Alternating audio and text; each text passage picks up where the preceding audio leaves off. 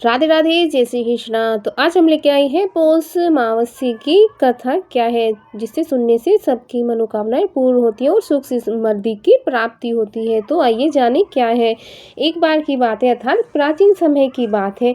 एक नगर में एक निर्धन ब्राह्मण अपनी पत्नी के साथ रहता था।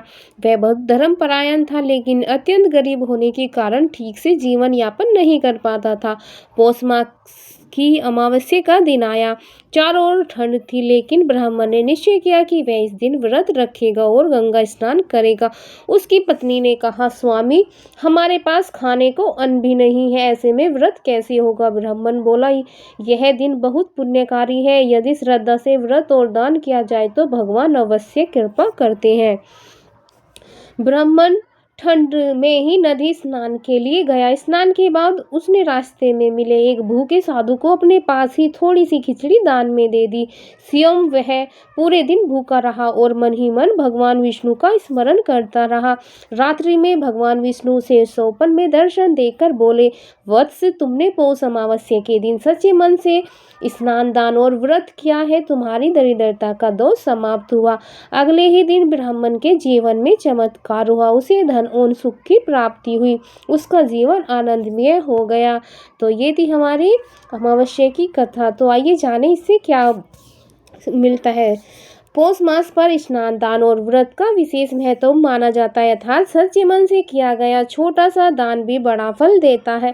इस दिन किया गया पुण्य पितरों को भी संतोष देता है और जीवन के कष्ट दूर करता है। राधे राधे।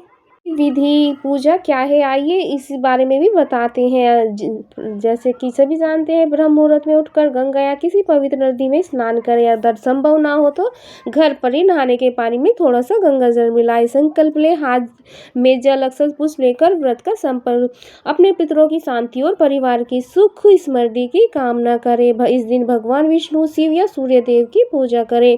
दीप जलाएं, भोग लगाएं, तिलक सत अर्पित दक्षिण दिशा की और मुख करके जल में काले तिल मिलाकर पितरों को तर्पण करें और बोले, ओम पितरोभ्य नमः। इस दिन तिल, गुड़, कंबल, वस्त्र, अन्न या खिचड़ी का दान बहुत फलदायी माना जाता है। तो ये थी हमारी ये अमावस्या की कथा। अगर पौष मास में ये तो दान पुण्य, ये तो अपनी श्रद्धा अनुसार जितना भी इंसान कर सके वो अच्छा होता है।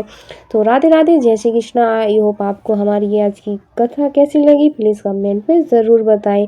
चैनल पे पहली बार आए हो तो प्लीज़ सब्सक्राइब करें। राधे राधे, जय श्री कृष्णा। आगे भी ऐसी अच्छी अच्छी कहानी लेकर आते रहेंगे। तो राधे राधे, जय श्री कृष्णा।